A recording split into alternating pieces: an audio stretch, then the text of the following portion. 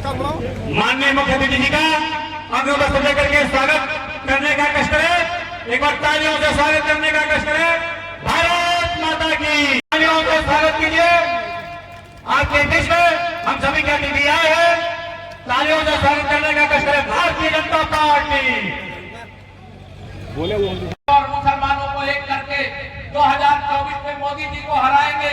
अरे श्री अखिलेश यादव जी, आप पिछली बार तो सपा भी एक हो गई, बसपा भी एक हो गई, कांग्रेस भी, राष्ट्रीय लोकदल सब मिल करके जब मोदी जी को आप नहीं रोक पाए तो 2024 आते आते तो गंगा जी में बहुत पानी बह जाएगा और सपा समाजवादी पार्टी बन जाएगी। सपा समाजवादी पार्टी बन जाएगी, सपा सफा हो जाएगी। बसपा तो आज ही बिल्कुल सफा है, केवल चुनाव जब आएगा पता चल जाएगा। कांग्रेस का एक सांसद यूपी से है, रायबरेली से। अगली बार रायबरेली में भी कमल खिल जाएगा, भरोसा रखना। अभी मैं अमेठी से ही आ रहा हूं और आपको बता रहा हूं 2024 में आप बताओ मऊ में कमल खिलाओगे? दोनों हाथ में खिलाओगे मऊ में कमल?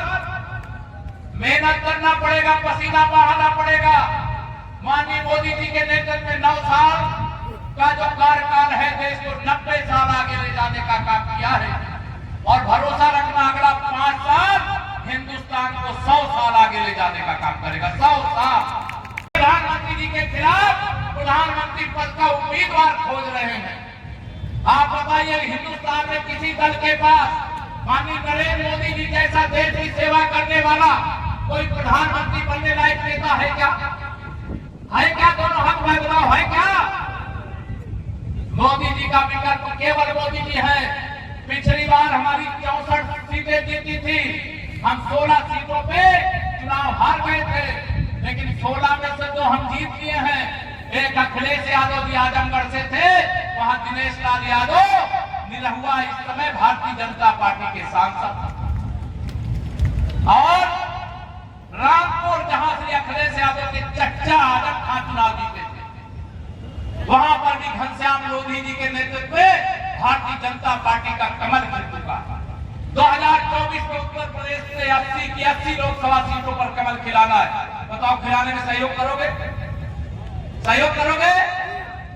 मैं आप सबको यह भरोसा दिलाना चाहता हूं, ये कमल का फूल खिलाना नहीं है, बल्कि कमल के फूल के रूप में हम तो कर्ज मांगते फिरते हैं। सेवा करके, सुशासन दे करके, विकास करके, गरीबों के जीवन के दुखों को दूर करके हम ब्याज के साथ उसका हिसाब भी चुकता करने का काम करते हैं।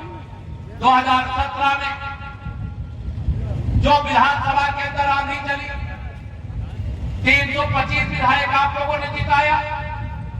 2019 में 64 सांसद जिताए। 2000 वोट के अंदर तय हो रही है। कोई सरकार, कोई पुलिस ये नहीं चाहती कभी कुछ इस प्रकार की घटनाएं घट जाए। यह निश्चित तौर से हमारे लिए चिंता का विषय है, लेकिन जो 2 घटनाएं घटी हैं उसके लिए आयोग भी जांच कर रहा है, SIT भी जांच कर रही है, सच्चाई सामने लाएंगे।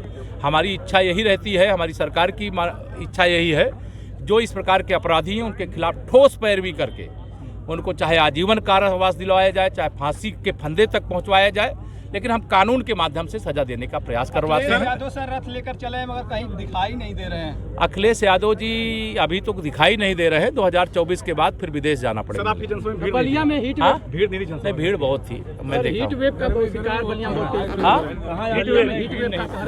हाँ, ये तो यहाँ पर भी है। आप लोग भी अपना स्वास्थ्य का ध्यान रखें। नहीं, ये इसकी चिंता का विषय है और जो उसके स्वास्थ्य व्यवस्थाओं को देखने वाले चिकित्सक हैं उनको सावधान किया गया है, सतर्क किया गया है। मौसम विभाग ने बड़े अपराधियों की सुरक्षा के लिए क्या घटनाओं के बाद कुछ विशेष देखेंगे, सरकार उस पर जरूर जो जरूरी होगा वो कदम उठाया जाएगा। आरक्षण और स्कॉलरशिप में लगातार गिरावट आ रही है, कोई गिरावट नहीं आने देंगे। कोई पिछड़ों के साथ, दलितों के साथ, गरीबों के साथ अन्याय नहीं होने पाएगा। हमारी सरकार का संकल्प है। मुख्तार का गढ़ नहीं है जी, भाजपा का गढ़ है। धन्यवाद। और रामपुर जहां से अखिलेश यादव के चच्चा आजम खान चुनाव जीते थे, वहां पर भी घनश्याम लोधी जी के नेतृत्व में भारतीय जनता पार्टी का कमल खिल चुका। लेकिन भाई बहनों, ये ध्यान में रखना, सपा, बसपा, कांग्रेस या तीनों एक ही थैली के चट्टे बट्टे हैं। तो बहन मायावती जी बेच करके नोट इकट्ठा कर सकती हो, लेकिन जिनके वोट बेचती हो उनका दुख दूर करने का काम नहीं कर सकती हो। और मुसलमानों को एक करके 2024 में मोदी जी को हराएंगे। अरे श्री अखिलेश यादव जी, आप पिछली बार तो सपा भी एक हो गई, बसपा भी एक हो गई, कांग्रेस भी, राष्ट्रीय लोकदल सब मिल करके जब मोदी जी को आप नहीं रोक पाए तो 2024 आते आते तो गंगा जी में बहुत पानी बह जाएगा और सपा समाजवादी पार्टी बन जाएगी। सपा समाजवादी पार्टी बन जाएगी, सपा सफा हो जाएगी। बसपा तो आज ही बिल्कुल सफा है, केवल चुनाव जब आएगा पता चल जाएगा। कांग्रेस का एक सांसद यूपी से है, रायबरेली से। अगली बार रायबरेली में भी कमल खिल जाएगा।